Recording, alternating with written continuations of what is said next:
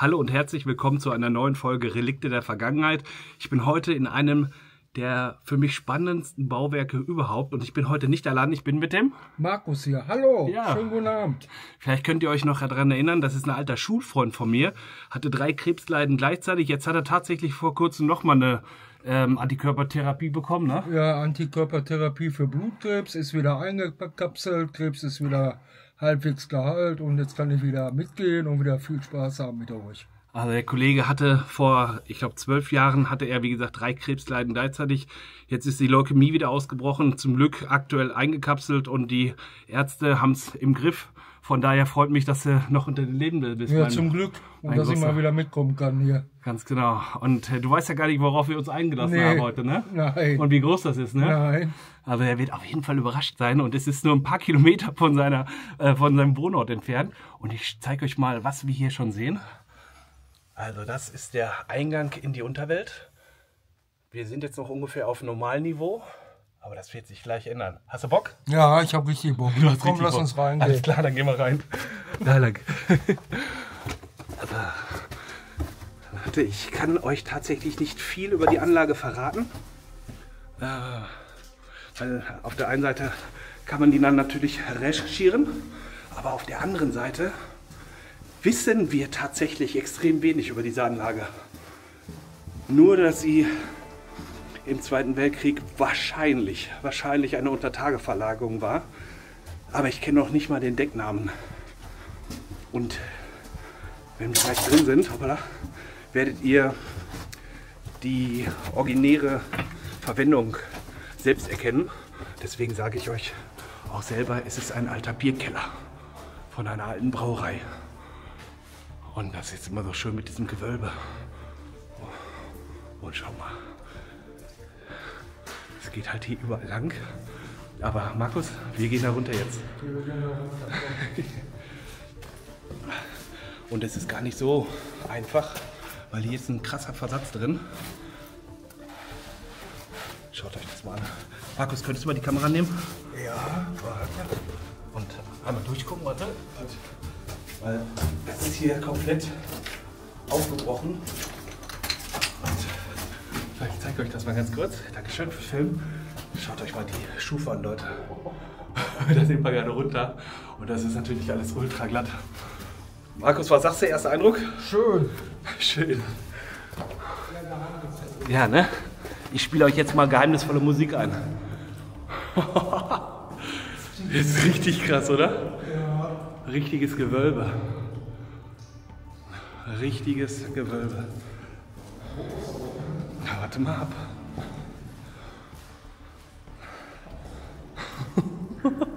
Geh mal rein. Schaut euch das mal an. Das ist immer noch mal was anderes. Ich wollte erst hier alleine in die Anlage reingehen. Ich bin auch ein bisschen verrückt. Und ich habe heute mein Auto sauber gemacht, Leute. Scheiße. Der muss ja gleich seine Schuhe ausziehen. Also wie gesagt, ich zeige euch mal, warum ich vermute, dass es eine Untertageverlagerung war. Hier die Stromverkabelung mit den Isolatoren. Ich gebe euch mal ein bisschen mehr Licht. Da der alte Durchbruch, das ist natürlich klassisch Schweinkeller. Hier der Putz war vielleicht sogar mal phosphorisierend. Mach mal aus. Ne, ist er nicht mehr. Und hier oben ganz klassisch aus dem Dritten Reich die Unterverkabelung. Ja, und da wird vielleicht Kohlenstoff damals rausgekommen sein fürs Bier. Schwierig zu sagen, ich gehe auch noch mal hier rein. Hier das alte Rohr, vielleicht Heizung, ne? Oder Wasser, klassisch Wasser. Heizung. Und hast du schon mal nach oben geguckt? Aha. Hammer, ne? Jetzt sind alle gedacht, dass der so hoch ist und so groß. Hammer, oder? So. Und da oben auch. Alte Haken.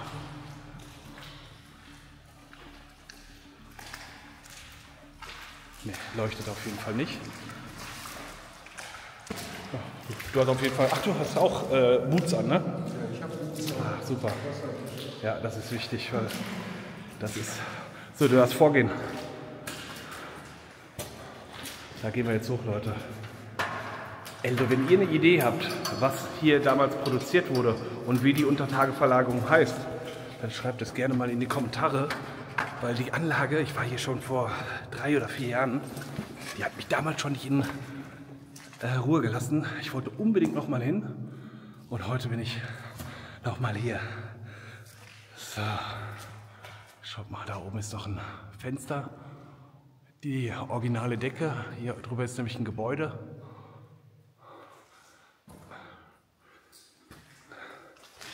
Hier kommt der Teer schon durch, gegen das Grundwasser. Ist groß, ne? Ja, Leute. Hier drehen wir mal. Also die Zahlen, die hier dran stehen, sehe ich zum ersten Mal. Die Säulen zur Stabilisierung. Und hier ist ein weiterer Lagerraum für das Bier. Und es ist nicht kalt, ne? Schön warm hier drin.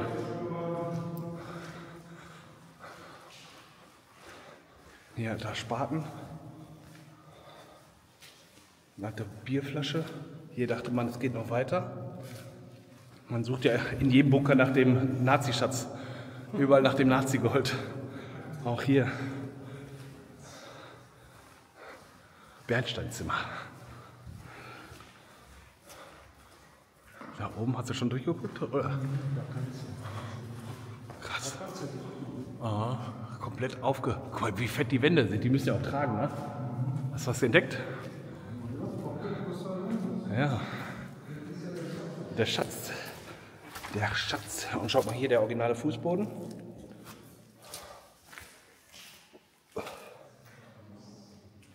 Also ich habe hier wirklich das gesamte Internet, inklusive ChatGPT, gefragt, was hier gewesen ist. Also die Anlage ist tatsächlich nur wenigen Leuten bekannt. Klar, es waren schon einige Uhrwechsler und so weiter da, aber grundsätzlich ist die Anlage eher unbekannt. Und ich glaube, ich habe sie auch bei YouTube noch nicht gesehen. Bedeutet, Leute, ihr seid heute mit mir zusammen die Ersten, die die Anlage sehen. So, film mal. Ja. Und hiermit kannst du runter machen. Ja. So, quasi hier. Genau, das ich auch immer drauf was. Und das ist gar nicht so einfach, weil es ist richtig glatt, ne? Mhm. Muss ja aufpassen, sonst rutscht er weg, alles matschig. Absolut. Nass. Deswegen bin ich ganz froh, dass ich noch jemanden habe, der die Kamera hält. Alleine jetzt das. Geht nicht. Oh, ja. So, du passt bitte auch auf. Ja. Hast ja nicht umsonst den Krebs überlebt. So richtig Survival. Das ist hier auf jeden Fall Survival. Und du wohnst 5 Kilometer und kanntest die Anlage nicht, ne? 5 Kilometer. Glaub mir, keiner von deinen Leuten kennt die. Fahrrad gefahren im Wald, mal hier dran. Ich hätte nie gedacht, dass sie so ein verstecktes Los ist. Hammer, oder? Auch hier hat man natürlich gesucht. Da einen originalen Flaschenboden. Und hier ja, ein Durchgang oder Fenster, ne? Mhm. Ja, für irgendwas war das hier, ne? Vielleicht war sogar noch mal, vielleicht war es auch ein Treppenaufgang. Weißt du, das war ein Treppenaufgang und hier hatten sie Dinge zum Verstauen drunter. Ja, genau. Und da ist auch wieder Isolatoren.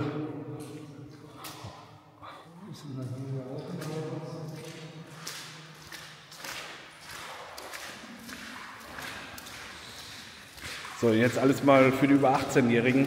Markus, guter Sex muss ich anhören, wie wenn du hier rennst. Ja.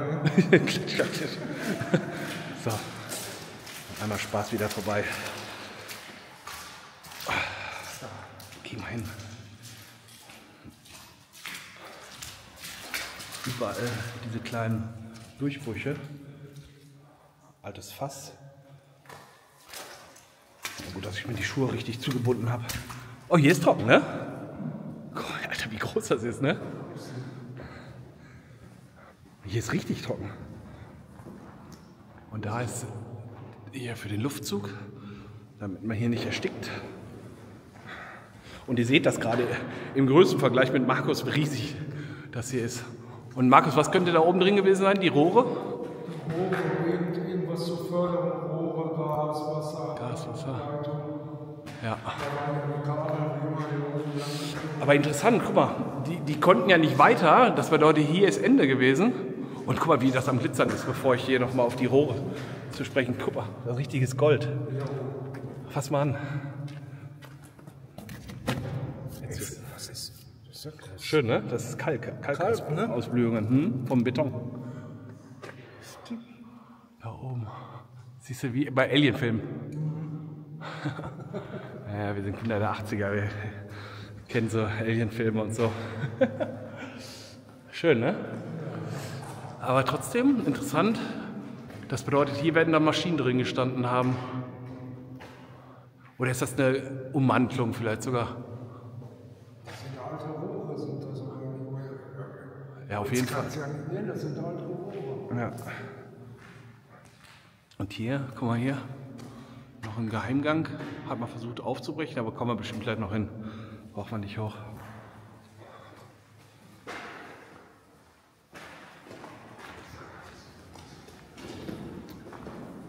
Gut, dass wir Yannick nicht mitgenommen hätten. Der hätte hier aus einer Party-Location gemacht. Ja, komm mal. Nein. Kriegst du nicht. Ganz versteckte Rohre. Ah. Boah, guck mal hier. Das ist eine Heizung, oder? Ja, dann haben wir doch die Lösung. Das waren Heizungsrohre, ne? Heizungsrohre. Das eigentlich haben die Feuer gemacht. Mhm. Kamin erhitzt. Ja. Boah, wie alt. Weil in den anderen Raum hat es ja auch nochmal hier vorne rein. So sind wir jetzt anders umgegangen. Mhm. War ja auch noch ein Ja, hier eine alte ein Isolator. Das bedeutet, die Leute haben hier auf jeden Fall eine längere Zeit gelebt hier unter Erde. Also jetzt gearbeitet, damit die nicht gefroren haben und vielleicht auch ein bisschen die Feuchtigkeit, ne? Feuchtigkeit. Ach, guck dir das mal an. Was ist das? Ein Förderkorb? Ja. Oder? Ja, ist ein Seil. Boah. Sieht so aus wie eine Seilwinde, dass sowas hochgezogen ist. Also auf jeden Und da oben ist eine Falltür, ne? Da oben ist eine Falltür. Siehst du, Ach, das ist, weißt du, was das ist? Das ist so ein Trapez und unten war eine Platte drin und dann konnten sie Dinge fördern, hoch und runter. Stimmt. Ja, mit einer Umlenkrolle hier, damit du nicht ganz so viel Kraft aufwenden musst. Und die Führungsschienen. Das hört sich so an, als ob wir nicht alleine sind. Ne? So, und hier haben wir die Rohre. Guck mal, das sind auf jeden Fall Metallrohre, die wir da gesehen haben. Das wird Heizung gewesen sein. Heizung. Ich zeige euch nochmal hier auf dem Boden. Ihr wisst ja, immer auf den Boden gucken, nicht Martin. Und der obligatorische Schuh von der damaligen Zeit, Leute. Der Arbeiterschuh. Hammer, oder? So, und jetzt gehen wir da lang, wa? Pass auf, Köpfchen auf. Guck mal, wie klein manchmal die Menschen gewesen sind. Mhm. Wenn sie hier nochmal reingemusst hätten. Ja. Und hier sieht man auch, das ist nicht ganz ungefährlich hier. Schaut mal, hier gibt es noch einen unteren Gang. Wahrscheinlich für Abwasser. Ja. Und hier, Leute, hier sind noch die Kabel und die Isolatoren da oben. Mega. Sollen wir erstmal geradeaus gehen? Ja, komm, wir gehen jetzt mal rein. Der Schlauch ist ein moderner, ne? Der Feuerwehrschlauch hier. Das ist ein moderner. Ja. Ach, guck mal hier, Isolierung. Hat man ja entsorgt. Und hier werden die Maschinen oder die Ersatzteile oder die Sachen, die dann verarbeitet wurden, ne? Ja, die haben wir gelagert. Ich denke mal, das ist der Lagerraum. Ja, Metallprofile, ne? Boah, wie heftig das Metall mit den Jahren verrostet, ne? Aha. Das ist wie Holster.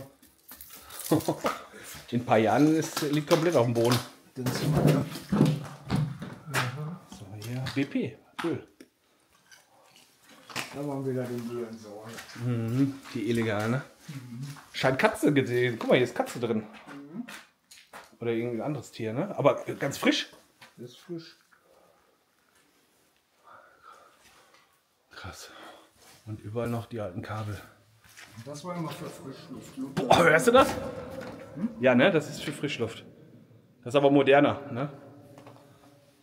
Oder? Ne, früher war das auch schon so immer hier Gummirohre zum Rausziehen. Ja, aber die hatten ja noch kein Plastik im Zweiten Weltkrieg. Die hatten Bakulit. Bakulit. Das ist moderner. Das wird auch uns noch überleben. Alter, was für ein krasses Bild.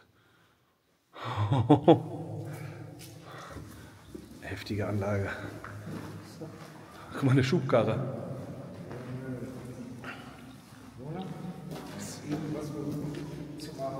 Ja. Teer? Vielleicht? Teer, Beton. Ist auch alt, ne? Nimm mal in der Hand. Als ob du fährst. Nee, als ob du fährst. Ja, geil. Ja, Leute, habe ich auch noch nicht gesehen. Das ist voll Teil vom Motorrad. Ach, guck mal hier. Da konntest du vorne draufdrücken und dann konntest du das irgendwie fördern, das Material. Vielleicht auch für, um die Wände zu spritzen, ne? So, ich denke mal, das war auf der Schiene am Laufen, dass wir das dann immer. Ja, und du kannst ja mal anschließen. Ja, ne? Schlauch. Hier ist der Druckmann dran. Krass. Schon mega, ne? Weißt du, warum die Dinger hier in der Mitte sind? Ich auch nicht. Aber auch komisch, ne? Wenn die gerade wären, würde ich sagen, vielleicht war da mal was montiert. Aber die sind ja kreuz und quer. Wasserauffangbecken vielleicht? Könnte sein. Oh, guck mal da oben. Da geht ein richtiger Schacht hoch. Oder hier. Da ist verschüttet. Das war mein Eingang. Wir haben sie zugemacht. Ich denke, das ist für Wasser. Ja, Markus, das ist für Wasser. Das ist für Grundwasser. Ja, ja. Stell dir vor, das ist jetzt alles zu und die Decke ist trocken. Dann kam ja hier, weil da der Eingang ist, den hat man offen gelassen für die Frischluft, kommt ja immer Wasser durch. Und das fällt genau hier hin. Und dann geht das hier übers Gefälle. Rate mal, wohin? In die? Genau, in das Loch. In die Kanalisation. So sollte das damals. Alter, ist das auch tief. Richtig tief. Ja, Rätsel gelüftet, wa? Und hier überall die Belüftungsrohre.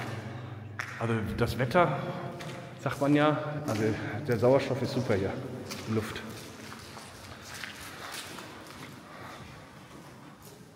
So, aber mich würde auf jeden Fall interessieren, was hier produziert wurde. Hier nochmal der Blick auf die Installationen, die habe ich euch gerade nicht gezeigt. Oben wieder die Heizungsrohre. Boah, geht bis ganz hinten durch. Und hier haben wir das 80 Jahre alte Holz. Mhm. Oh, heb das mal wieder hoch. Da ist es auf dem Boden. Ist das ein Filter? Heb mal hoch. Das ist ein Filter. Das ist ein Filter, ne? Heb mal ganz hoch. Aber nicht von der Gasmaske, sondern eher ein Ölfilter, ne? Vom Auto. Ölfilter. Okay. Und hier haben sie. Hoch gehen wir ganz zum Schluss, Leute. Ich weiß ja, was da oben ist. Mal gucken, ob es immer noch da ist. Das Geheimnis werde ich jetzt noch nicht. Alter, wie. Ah, hier sind wir. Das ist der Ofen, ja. Aha. Das bedeutet, wir gehen jetzt noch hier weit. Alter, die ganzen Kabel sind noch da. Das ist so selten, Leute, dass hier die Kabel sind. Für einige einfach nur Kabel, aber für mich ist das ein Relikt aus der damaligen Zeit. Und ein Beweis, dass man hier viel Energie benötigte. Und das ist halt ein Indiz, machen wir ein bisschen dunkler. Ja. Oder Taschenlampe zur Seite. Ja. Das ist auch eine Ölkanne oder so, ne? Ölkanister. Ja, Ölkanister, ne?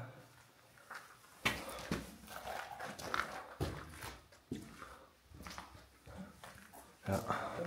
Und ganz altes Holz, Leute. Das ist Hammer, was hier ist, ne?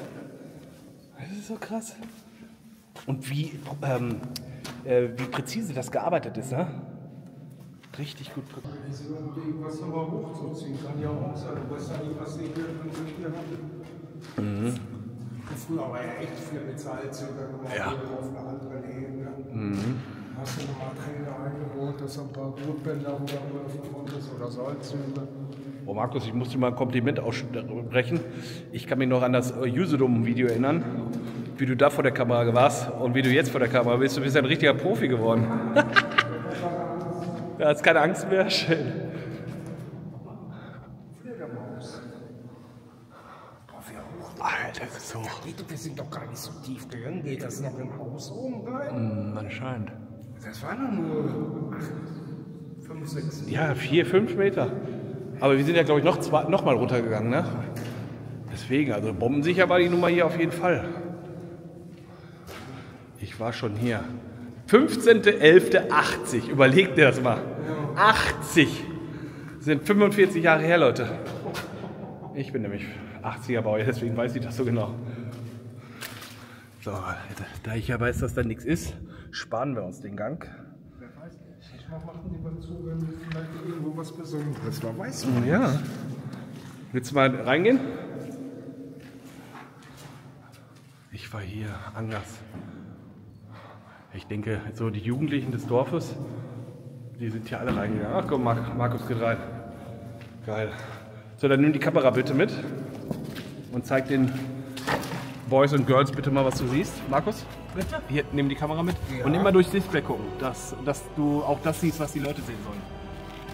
Guck nach vorne mit der Kamera. Genau. Ja, mach mal heller.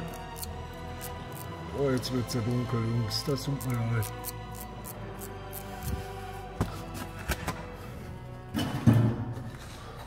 Ja, hier ist leider, geht's nicht mehr weiter. Da oben ist auch nochmal eine Klappe, da haben die mal was runtergeführt. Schade. Ich dachte jetzt, wir könnten noch weiter.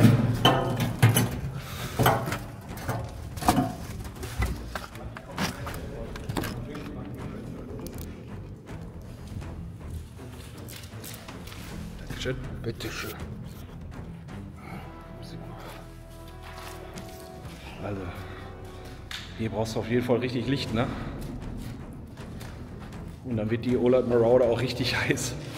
So, Markus, zieht richtig durch hier.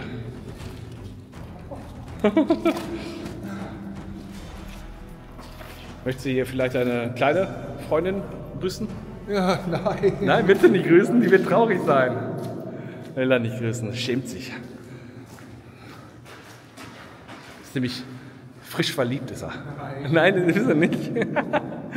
Das ist ja nicht süß. Schau mal hier. Guck mal, das sind alte Verbindungen, ne? Mhm. Die haben also. Erklär mal kurz die Verbindungen. Kupferverbindung? Nee, ist kein Kupfer, das ist Silber, Blech, Blech. Nee, die hatten zum Schluss nur noch kein Material mehr. Aber die haben keine Lüsternklemmen oder so genommen, sondern die haben einfach das Kabel mehrfach zusammengewickelt. Ne?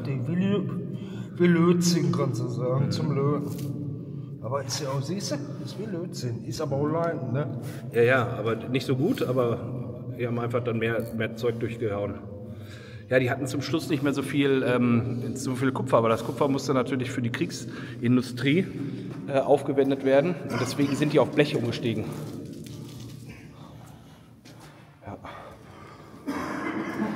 Bedeutet höchstwahrscheinlich ist die Anlage vielleicht vom Gallenberg-Programm, erkläre ich euch mal ein bisschen was dazu in einem anderen Video. Oh mein Gott, meine Taschenlampe ist so heiß. Ja, man muss ein bisschen runterdrehen. Vom Gallenberg-Programm, man hat kurz, also zum Ende des Krieges hat man ganz viele Bauwerke genutzt, um Luftschutzbauwerke für Untertageverlagerung und für natürlich auch Zivilpersonen zu bauen. Und da hat man dann kein Kupfer mehr einsetzen können, weil es einfach nicht mehr vorhanden war. Und deswegen gehe ich davon aus, dass die Hütte einfach extrem zum Ende des Krieges gebaut wurde. Ja, ein alter Schuh. Mhm, das ist der zweite. Kannst du mit nach Hause nehmen. Hast du dann zwei. So, hier Isolator. Geil. Also mich macht das richtig an. Schon krass. So, das Grande Finale, Markus. Das Grande Finale. So. Bleib mal da unten. Ich film dich mal, wie du hochgehst. Du gehst direkt hoch. So Leute, so sieht das aus hier. Nicht so viel Platz. Ein Spaß, aber ich glaube, das schon mal. Ja, und da muss man ein bisschen aufpassen, sonst hat man das quasi im Auge. So, die müssen wir jetzt hoch. Krass, oder? Krass. Oh, ich fall gleich hier runter, ey. Oh, Markus dachte wahrscheinlich, er trifft ein paar Girls heute. Der hat sich so einparfümiert. Geht's aber nicht mehr weiter. Nee, da ist Ende. Oh, Leute, rauskommen. Oh, schaut mal hier.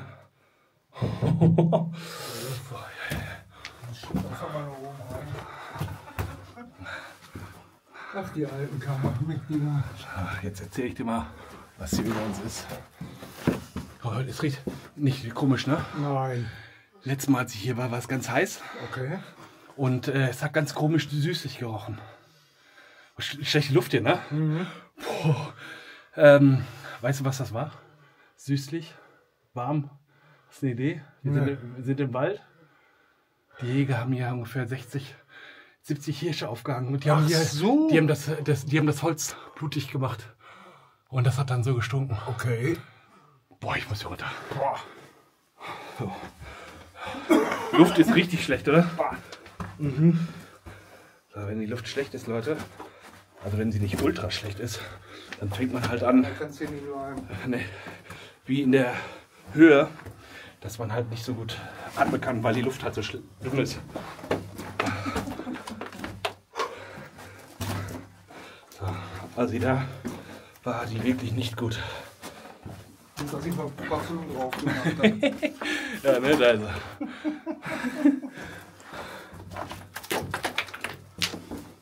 So, geschafft. Aber das kannst du alles noch gut begehen. Die Treppen sind noch gut. Ja, ne? Kommst du hoch, rutscht nicht weg. Das ist also sehr sicher. Nicht einsturzgefahrmäßig. Gut. So, Markus, komm mal mit. Wir suchen uns ein schönes Fleckchen für die Abmoderation. Für euch geht es natürlich dann später noch weiter. So, komm mal her. Ja. Mein Freund. So, wie hat's dir gefallen? Super, schöner Lost Place. Obwohl man da in der Nähe wohnt und nicht dachte, dass hier irgendwie so ein großes Objekt ist. Ich finde das schon ganz schön krass, ne? Ich habe mir schon viel mit ihm ein paar Sachen angeguckt. Da sind wir in ein paar Tunnel reingegangen, Bunker uns angeguckt. Da war das immer ziemlich klein. Und heute muss ich sagen, echt ziemlich groß. Sehr überraschend. Auf jeden Fall. Also ich würde sagen, Markus, ab sofort machst du auch einen YouTube-Kanal auf. Ja. Ich finde das herrlich, ey. Ich finde das herrlich. Ich muss nicht so ganz hoch in der Höhe und dann runter. Macht auf jeden Fall Spaß. Er übernimmt mal einfach gerade die komplette Moderation und merkt es gar nicht. Voll cool. Ja, das freut mich auf jeden Fall. Also wie gesagt, Markus hat mir die Geschichte mit seiner Krebserkrankung jetzt gar nicht richtig mitgeteilt. Das hat er bis vor kurzem, als er die Antikörpertherapie bekommen hat, für sich behalten. Ist auch besser machen. Nicht immer um seine besten Freunde immer Angst einzujagen. Die machen sich ja auch alle Gedanken. Das wird alles ja, keine Ahnung, das haben wir gerade gar nicht gezeigt, ganz kurz noch. Also keine Ahnung, ob das der richtige Weg ist oder der falsche Weg. Also ich war am Anfang, als er mir das gesagt hat, ich konnte es gar nicht glauben, weil die Ärzte, die ihn so betreuen, die erzählen ihm manchmal irgendeinen Scheiß. Und er wurde gar nicht aufgeklärt über die Nebenwirkungen. Nein. Und ich habe dann einmal, als er mir das gesagt hat, habe ich ihm dann, weil er so depressiv und so traurig war, habe ich ihm gesagt, dass das halt die Nebenwirkung von dem Medikament ist. Und da warst du ziemlich sauer, ne? Nein, ich war nicht sauer, ich war halt nur geknickt, weil du nicht aufgeklärt wirst. Samstagmorgens kriegst du dann eine E-Mail aus dem Krankenhaus noch. Das sollst du nicht machen. Wir hätten ja auch mit mir sprechen können, aber wie gesagt, manchmal spricht heutzutage wirklich kein Arzt mit einem mehr vernünftig und klärt dann auf. Es wird eine Therapie gemacht, du fährst nach Hause. Ja, und du weißt gar nicht, wie du dich so richtig verhalten hast und was es so auch für Nebenwirkungen dadurch kommen kann. Ja. Ja, und meistens kommen die Nebenwirkungen also ein paar Tage später. Und er war wirklich sehr, sehr depressiv, hat am Telefon geweint und so weiter. Also war schon heftig, Leute. Und deswegen freut es mich jetzt gerade umso mehr, dass wir das zusammen machen können und der so gut drauf ist. Voll gut, Leute. Danke. Also von daher, wenn ihr das feiert, dass Markus so viel Kraft hat, nach so vielen, auch, wie oft bist du beim Arzt in der Woche? Boah, 2-mal. Und wie oft musst du warten in der Regel? Durchschnitt? 3 bis 4 Stunden. Leute, das ist immer ein harter Lebensaufwand, wir andere 8 Stunden arbeiten. Ja, also sein Job ist gerade Ärzte besuchen. Ärzte besuchen ist gerade sein Job. So, aber jetzt haben wir genug Traurigkeit versprüht. Wir sind des Lebens froh, ne? Genau, wir sind das Leben froh. Und ja, Video ist jetzt doch 30 Minuten geworden. Das lasse ich tatsächlich doch alleine stehen für sich. Deswegen an dieser Stelle sagen wir Tschüss und schönen Abend und viel Spaß beim Gucken. Ganz genau. Bis zum nächsten Mal. Ciao. Tschüss.